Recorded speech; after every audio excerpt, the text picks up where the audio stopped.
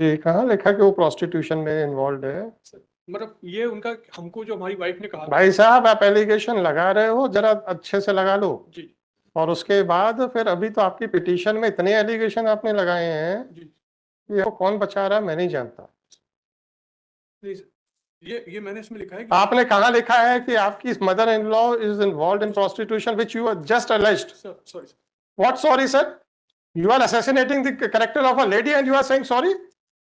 किसी भी महिला के खिलाफ इस तरीके से आप शीशा लेकर करोगे, वो भी जब वो आपकी सास हो? सिर्फ ये सज्जन अधिवक्ता है तो क्या कुछ भी बोलेंगे? पिटीशन में क्या लिखा है sir? This lawyer has crossed all his limits. ये अंकित आप है क्या? Yes, really shocking. You have branded the police department, entire police department as a corrupt department. How can you do that? मैं आपको डिफेमेशन का नोटिस नहीं दे सकता, otherwise I would have given a notice to you. आइए paragraph 8 में। कितने साल की वकालत है सज्जन जी आपकी? है 4 और 5 साल। आप एलएलबी कितने, आपने किस डिग्री में पास की थी? First, second, third? बस कितने परसेंट मार्क्स थे आपके? कितने परसेंट मार्क्स थे आपके? हैं? 64% मार्क्स। आप किसी भी विभाग के खिलाफ भ्रष्टाचार के एक जनरल एलिगेशंस एफिडेविट के ऊपर कैसे लगा सकते हैं, इतना बता दीजिए।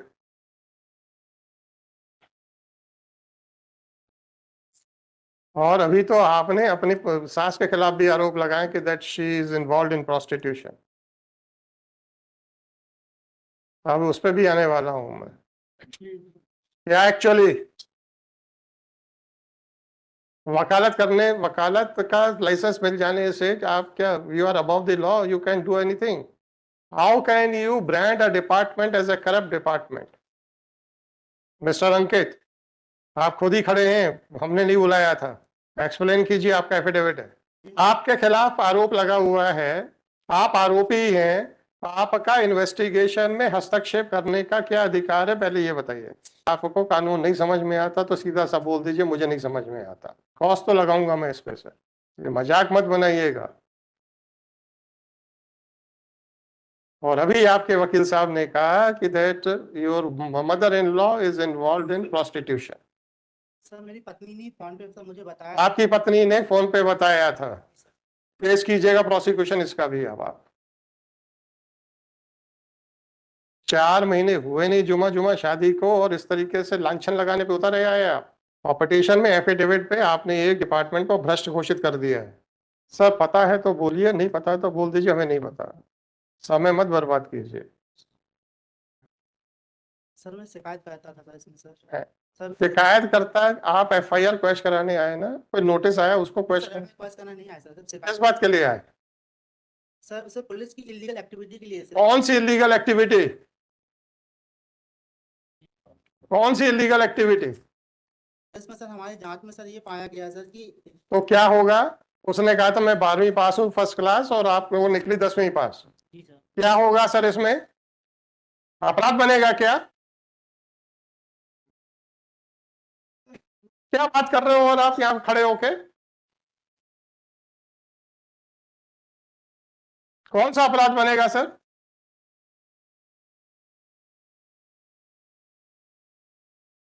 बताइए ना कौन सा अपराध बनेगा? आप क्यों मुंह नीचे करके क्यों खड़े हो जाते हो यार आप लोग?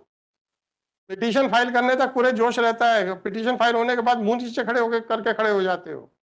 कौन सा अपराध बनेगा? उन्होंने कहा था मैं 12वीं पास हूं, वो 10वीं पास निकली। आप कहते हैं रेस्पोंडेंट नंबर 6 को बर्खास्त कर दो। आप पहले अपनी तो जान बचा लो। आपका कहना है कि आपकी पत्नी ने कहा था मैं 12वीं पास हूं, 10वीं पास निकली, इसलिए क्या डाइवोर्स का ये ग्राउंड है? फिर क्रिमिनल केस कैसे बन जाएगा? श्रीमान जी आप अगर वो 10वीं पास है तो 420 कैसे बन जाएगी सर? शेरमान जी तो बाद में देखेंगे, शेरमान जी वही समझना चाह रहे हैं। सर रिस्पॉन्ड नंबर 6 ने सर थाने पाइसा के अंदर इलीगल एक्टिविटी हुई है सर। मुझे फालतू की बातें नहीं सुननी। आपने कहा कि आपकी शिकायत के ऊपर कार्रवाई नहीं हो रही है, मैं पूछ रहा हूं कि आपकी शिकायत कार्रवाई के लायक है कि नहीं, तब आप जवाब नहीं दे पा रहे हो। आपका कुल आरोप यह है कि आपकी पत्नी ने कहा था वो 12वीं पास है, तो जब वो निकली 10वीं पास। 420 का मुकदमा कैसे बनता है ये बताओ। उनको क्या पूछ रहे हो यार, आप भी तो वकील हो। गाली गलौज तो पिटीशन में आपने की हुई है। गवाही के अपना अपना बहस के दौरान तो अपनी सास को भी प्रोस्टिट्यूशन के में ढकेल दिया आपने। सर मैंने नहीं ढकेला सर। अभी आपके वकील साहब ने कहा है, बोला है ना आपके सामने, पिटीशन हमने कहीं आपके सामने बोला है ना वकील साहब ने। जी सर, माननीय क्षमा आपके नहीं, क्षमा नहीं। Can you assassinate the character of a women? साहब अब आप भी तैयार हो जाइए। मैं निवेदन थी। मुझे नहीं मालूम है, हम जो नोटिस दे रहे हैं उसके बाद आप मेरी उसका बात सुनिए सर, मेरी बात सुनिए। मैंने जो भी बोला इंस्ट्रक्शन के ही बोला, लेकिन वकील मैंने साहब, बोला- वकील साहब, सर, इन्होंने वकील साहब, सर, उन्होंने मैंने इंस्ट्रक्शन दिया था प्रोसिक्यूशन का वो काम चलाते हैं। वकील साहब सुनिए मेरी बात, सर मैंने इन्हीं से पूछ लीजिए। मैं मेरी बात सुन लीजिए, सर, मेरी बात सुन लीजिए, श्रीमान और मैंने ये बोला सर सुन कि लीजिए, उसमें जो एप्लीकेशन लगाई है, मेरी बात सुन लीजिए, सर, मेरी बात सुन लीजिए। सर, अग्रवाल साहब, जी सर, पिछले 1.5 साल से मैं यहाँ पे आप लोगों से निवेदन कर रहा हूँ सर, कि अपने मन गढ़ंत तो बातें मत बनाया करें। जी जी बिल्कुल सर। फैक्चुअल एस्पेक्ट्स जहाँ होते नहीं है वहां पे भी कहानियां बनाते हैं।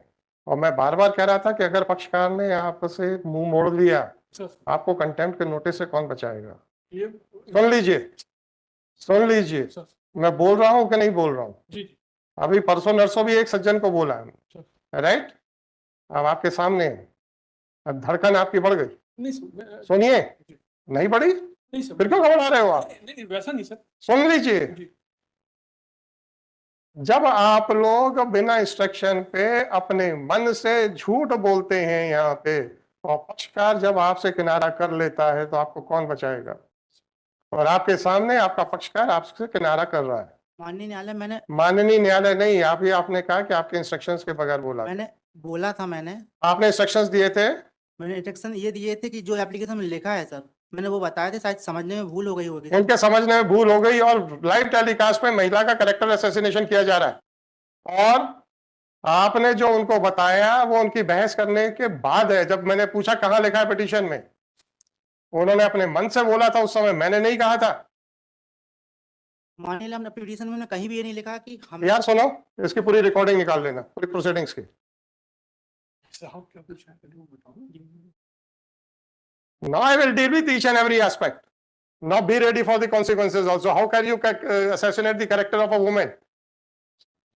How can you assassinate the character of a woman, and how can you assassinate the character of the department? By branding them, it is a corrupt department. वो भी छोड़ दीजिए। आपकी पत्नी ने ये बताया मैं 12वीं पास हूं, वो 10वीं पास निकली थी। 420 का मुकदमा बनता है, पहले आप इसको जस्टिफाई कर दीजिए। जिसके पीछे आपने बड़ी हाइतौबा मचा रखी हुई है, इसको जस्टिफाई कर दीजिए, क्योंकि इसी कारण से आप पूरे पुलिस विभाग को करप्ट बोल रहे हो। माननीय न्यायालय नहीं, सिर्फ मुझे बताइए 420 ही बनता है कि नहीं बनता, ये बताओ। माननीय न्यायालय क्योंकि मुझे धोखे में रखा गया माननीय न्यायालय। हाँ हाँ, धोखे का मतलब क्या हो गया? कानून की किताब निकालो। ये आप ये आम आदमी की तरह सड़क पे चलते हुए बातें मत कीजिए। 420 का डेफिनेशन 419 में होगी या 415 में होगी, जिसमें भी होगी। देखिए, पढ़ा कभी आपने? आपने पढ़ा है धोखा होता क्या है? कानूनी रूप से पढ़ा है आपने? नहीं पढ़ा। राह चलते व्यक्तियों के मन में जो धोखे की डेफिनेशन, उसके ऊपर पिटीशन लेके आ गए लेमैन की तरह। ये आपका कहना है? Please justify sir, don't waste my time. Please take out IPC. इनका कहना अग्रवाल साहब कि आप रेगुलर प्रैक्टिशनर नहीं है, तो क्या करते क्या हो आप? सर एक्चुअली अरे अरे सुन, रुक जाओ। साहब आप करते क्या हो सर? सर डिस्ट्रिक्ट कोर्ट में कभी प्रैक्टिस सर, मेरी इतनी केस नहीं है स्वयं के सर। आपके पास कोई केस नहीं है? बहुत कम केस हैं सर, गिने तो चुने। वो आप केसेस, आप रेगुलर प्रैक्टिशनर नहीं हो, ऐसा अग्रवाल साहब ने कहा था। आपका जीविका के लिए क्या है सर साधन आय का? सर कुछ नहीं है सर, इतनी बस आपके पास जीविका का कोई साधन नहीं है? आय का, आय का कोई साधन नहीं है? नहीं सर, इसके अलावा कुछ नहीं है सर। नहीं है। कितने मुकदमे आपके पास? सर 2-3 होंगे सर डिस्ट्रिक्ट। मात्र 2-3? जी सर। और अगर आपकी पत्नी ये कहे कि मुझे बताया था मैं बहुत बढ़िया एडवोकेट हूँ, शादी करा ली मेरे साथ, तो सर मैंने ऐसा कुछ भी नहीं कुछ बताया। नहीं बताया ना? जी सर, मैंने यही बताया कि आपके पास मात्र 2 और 3 हैं और अब आप बड़ी जोर शोर से अपने आप को हर जगह पे प्रोजेक्ट कर रहे हैं कि आई एम एन एडवोकेट। और जब हम आपसे मात्र लीगल प्रश्न पूछते हैं तो आप कहते हैं हमें कुछ नहीं मालूम। तो वो जो तो 2-3 मुकदमे के पक्षकार भी अगर ये सुन लेंगे, बेचारों के दिल पे क्या बीतेगी? धोखाधड़ी कैसे होती है अग्रवाल साहब, अब आप बता दो। चलिए अभी इनसे तो ठीक है, ये तो कुछ भी बोल सकते हैं सर।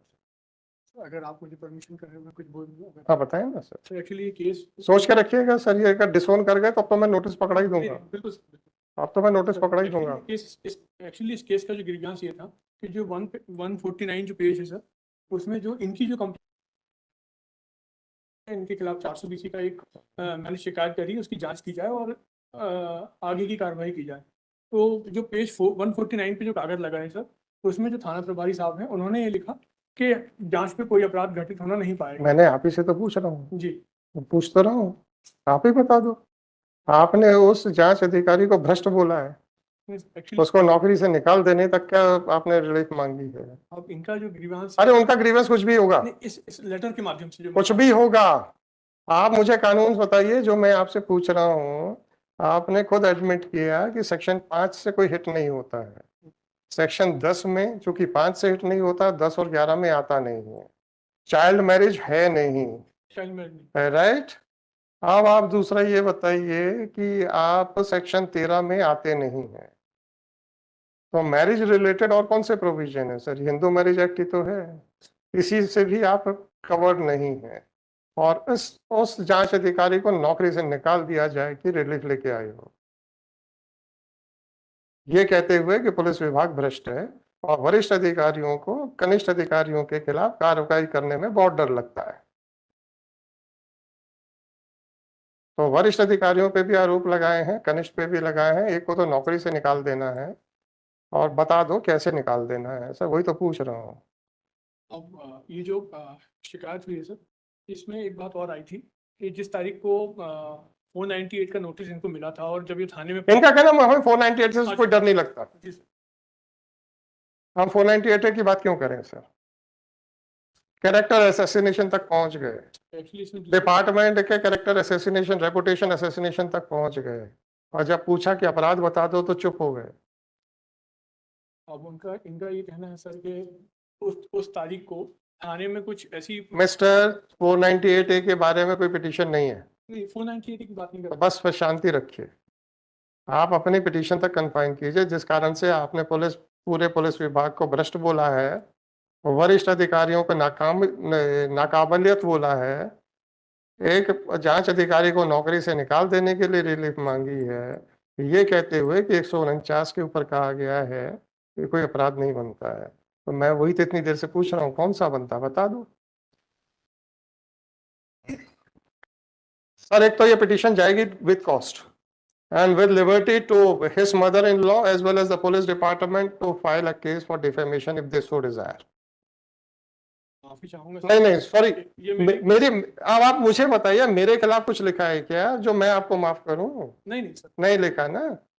अब आपने अपनी मदर इन लॉ के खिलाफ ये बोला है कि that she is involve in prostitution. अब आप एक महिला के कैरेक्टर असैसिनेशन के ऊपर इससे ज्यादा गंभीर आरोप क्या लगा सकते हैं, ये बता दीजिए। माननीय न्यायालय आरोप हमने नहीं माननीय न्यायालय छोड़ दीजिए, मैं लिबर्टी दे रहा हूं, मैं लिबर्टी दे रहा हूं। और पूरा पुलिस विभाग भ्रष्ट है, वरिष्ठ अधिकारी कनिष्ठों से डरते हैं, सीएम हेल्पलाइन की बात सुनते नहीं है, उनको नौकरी से निकाल देना चाहिए। और जब पूछा कि अपराध कैसे बनता है तो आप लोग कह रहे नहीं बनता है। तो इतना ही है, कॉस्ट के साथ ये जाएगी with liberty to the police department. If they so desire, they may proceed for your prosecution, and with liberty to his mother-in-law that she can proceed for her prosecution, for their prosecution. माननीय न्यायालय क्षमा चाहूंगा। नहीं sir, मेरे खिलाफ क्या बोला आपने जो मैं आपको क्षमा कर दूं? मेरा मेरा निवेदन सिर्फ- अरे अग्रवाल साहब, जी जी आप ही के सामने आप ही का पक्षकार कह रहा है कि हमने ये तो बोला ही नहीं था इनको इंस्ट्रक्शंस। आप तो अभी अपनी जान बचा रहे हो, नहीं नहीं सर, उस पर भी चिंता नहीं है। सर चले साहब, मैं पूरी रिकॉर्डिंग देख के एक एक वर्ड नहीं, लिखूंगा। मैं ये नहीं डिनाई कर रहा कि मैंने नहीं बोला सर, मैंने तो बोला, मैं आपको बोला, लेकिन मेरा जो मैंने मैं आपको नोटिस दे ही नहीं रहा हूँ। नहीं नहीं सर, मेरा मैंने आपको सिर्फ इसलिए एक लाइव एग्जांपल दिया था कि आप लोग जो अपने पक्षकारों के लिए झूठ बोलते हो भरी कोर्ट में, तो मैं आप लोगों को बार बार कह रहा था कि अगर पक्षकार ने आपसे मुंह मोड़ लिया तो आपको सीधा कंटेम्प्ट नोटिस मिलने वाला है। आप लोग कह रहे थे कोर्ट फालतू की बातें करती हैं, क्योंकि कौन हमारा पक्षकार हमारा मुंह मोड़ेगा? आपके सामने और आपके साथियों के सामने पक्षकार ने अपने वकील से मुंह मोड़ लिया। अभी भी अगर आप लोगों को और आपके साथियों को ना समझ में आए तो आप लोग जाने सर। और ये चीज अभी मैंने परसों या नरसों ही बोली है, लास्ट वर्किंग डे या उससे एक या तो पिछले हफ्ते, सज्जन एसडीएम के खिलाफ आरोप लगा रहे थे और जब कहा कि एफिडेविट दे दो तो खिसक लिए।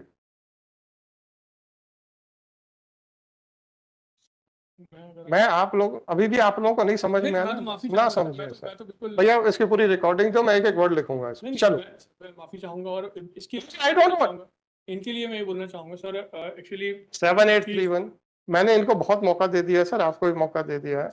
नहीं, मेरे से माफी मांग के क्या करोगे आप? सर आपने क्या मेरे खिलाफ लिखा पिटीशन में? नहीं सर, तो मैं कैसे माफ कर दूं? आपने इनको बेइज्जती दूसरे विभाग की है, उसकी मैं जिम्मेदारी कैसे ले लूं? क्या मैं डीजीपी हूं क्या, या मैं कोई यूनियन गवर्नमेंट हूं जो इनका एम्प्लॉयर हूं? मान्यालय में पिटीशन वापस लेना चाहता नहीं, हम तो नहीं वापस ना करने देंगे, हम आपको पिटीशन वापस नहीं लेने देंगे। एक महिला की इज्जत की छीछालेदर की गई है, उसके लिए माफ वो कर सकती है, मैं नहीं कर सकता। पुलिस विभाग की छीछालेदर आपने की है, वो कर सकते हैं, मैं नहीं कर सकता। इसलिए उन लोगों को लिबर्टी दे दूंगा, वो चाहें तो आप लोगों का प्रोसिक्यूशन करें, ना चाहें ना करें।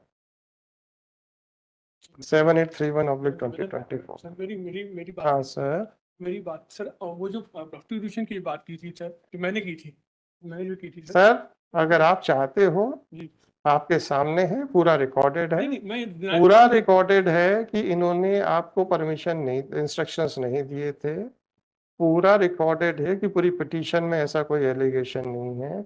इन्होंने जो भी इंस्ट्रक्शंस दिए आपकी बहस करने के बाद दिए गए।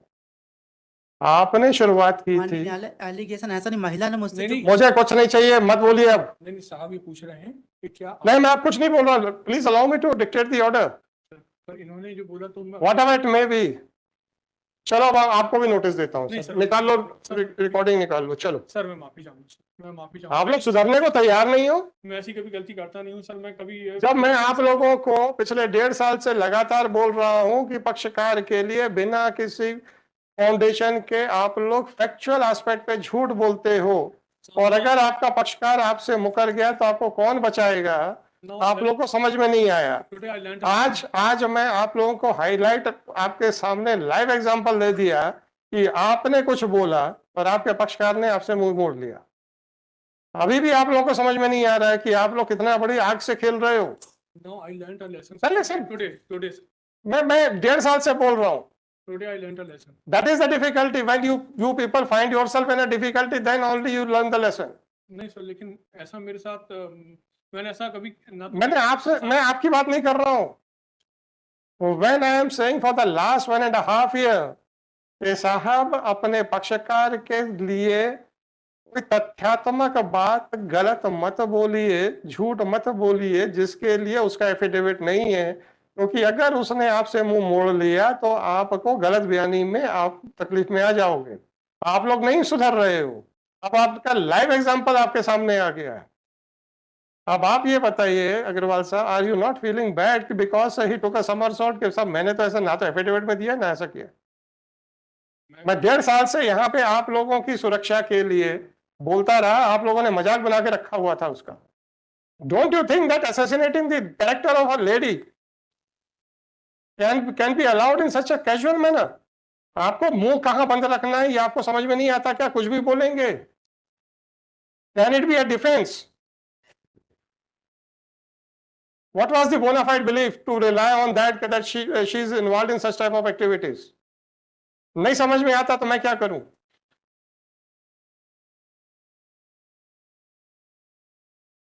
I will pass the order, sir.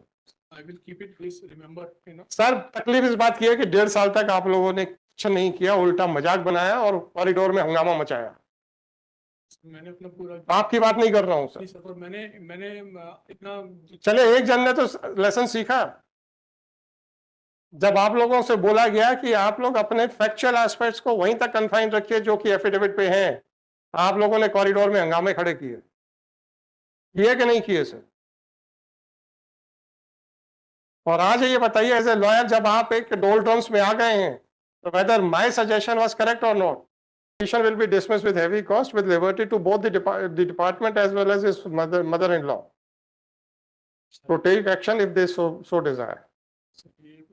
Yes sir. मैं सिर्फ एक प्रार्थना कर सकता हूँ आप बताएं ना सर। कि क्योंकि मेरा निवेदन है सर कि ये किसी का भी कैरेक्टर असैसिनेशन कर दें तो मैं कौन होता हूँ माफी देने वाला? अगर आपने मेरे ऊपर बोला होता आई कुड हैव थॉट, मैं कौन होता हूँ? मेरा निवेदन है इनको नहीं सर, इनको तो नहीं सर, सॉरी एक बार सर, ये नहीं, या तो पुलिस विभाग इनको माफ करेगा या इनकी सास इनको माफ करेंगे, मैं नहीं होता सर। अच्छा आपको क्या पता? नहीं सर, अग्रवाल साहब, now I think that everything was done, everything was spoken with conscious understanding in your mind. Now be ready for consequences also.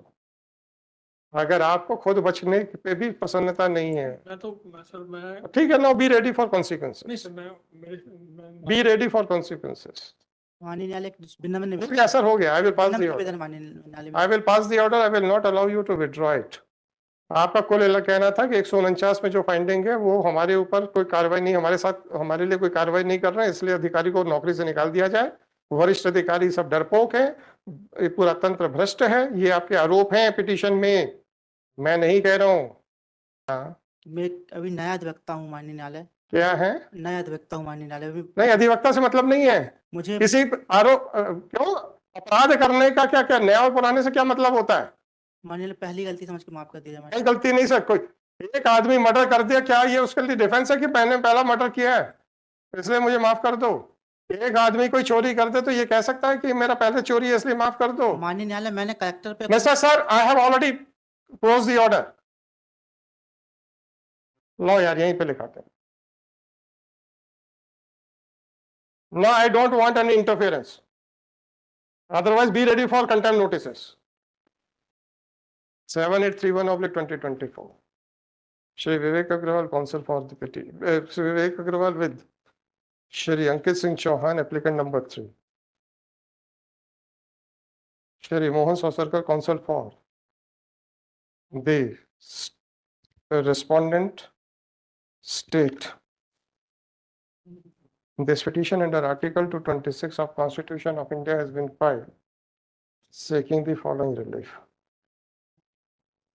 It is submitted by counsel for the petitioner that the marriage was performed on marriage with the respondent number 11 was performed on किस तारीख को marriage हुई थी?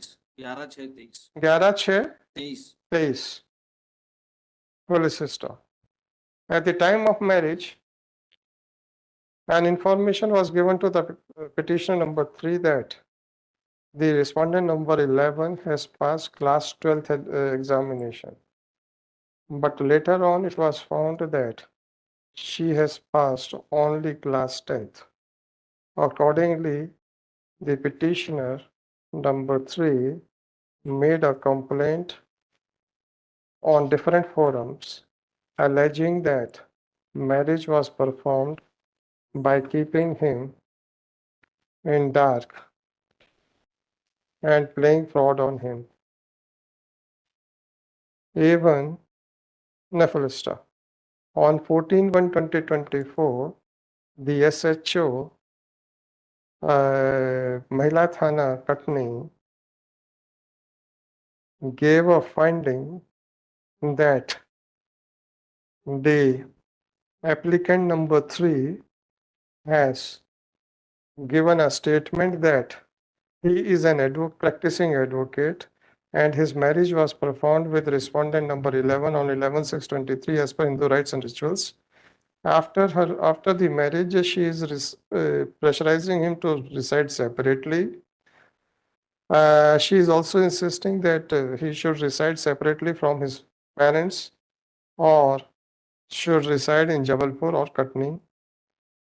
His wife had also informed him, prior to the marriage, his wife had informed him that she has passed class 12th in first division.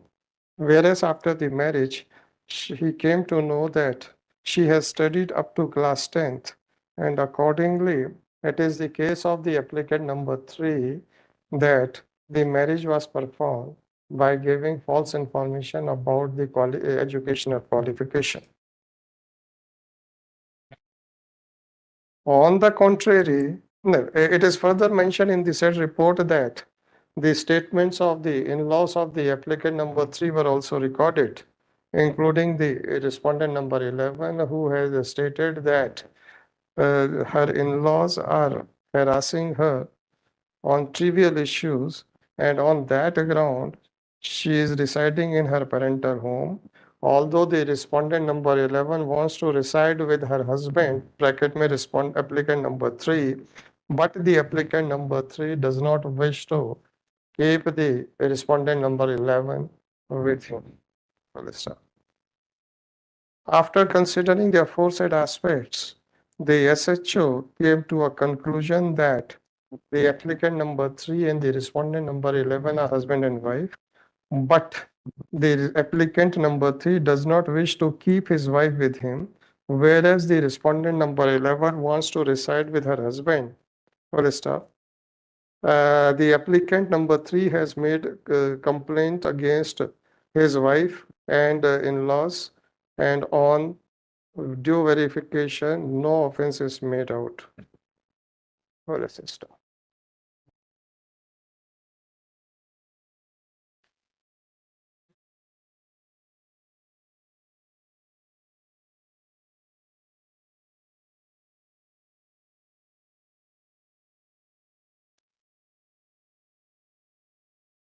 Accordingly, the counsel for the petitioner was directed to address this court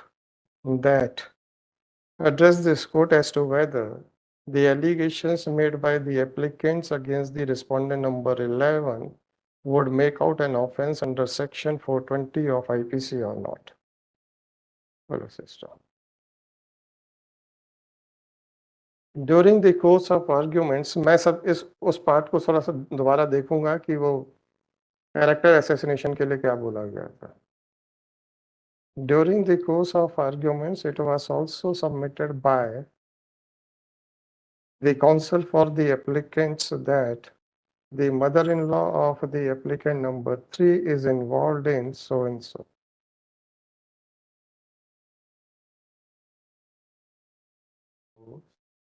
Point out the basis for making such a wild allegation against a lady which amounts to her character assassination. Well, system. By referring to page number 92.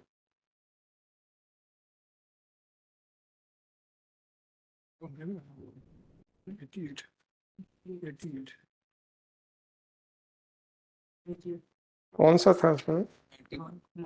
By referring to page number 91, it is submitted by counsel for the petitioner that the applicant number 1 had made a complaint to SHO Police Station, Mahila Thana, District Katni, alleging specifically in paragraph 12 that during the course of interaction, the respondent number 11 had admitted that her mother, that is mother-in-law of the applicant number 3, has illicit relationships with other persons. Well, let's start. Since the petitioners have not impleaded the mother-in-law of the respondent number 3, and during the course of arguments her character was assassinated, therefore the counsel for the petitioner was directed to point out from the writ petition as to whether such an allegation has been made in the writ petition or not. Shri Ankit Singh Chauhan, oblique petitioner number 3, who was also sitting in the court, submitted that no such allegation has been made in the writ petition, and accordingly he was requested to point out as to whether the allegation made by his counsel during the course of arguments against the mother-in-law of the petitioner number 3 was on his instructions or not. It is submitted by Shri Ankit Singh Chauhan that it was not on his instructions, be that whatever it may be. Assassination of the character of a woman by alleging that she is involved in prostitution is a serious matter, and the court proceedings are public proceedings, and therefore any party cannot be allowed to assassinate the character of a person without any basis and without including her as a respondent in the writ petition. However, therefore, the mother-in-law of the petitioner number 3 is granted liberty that if she so desires, then she can prosecute the petitioners or their counsel for making wild allegations of so and so. The crux of the present petition is that the petitioners are aggrieved by the findings given by the SHO Police Station, Mahila Thana, District Katni, by which it has been held that the allegation made by the petitioner number 3 that his marriage was performed by giving a false information with regard to educational qualification of respondent number 11 was not found to be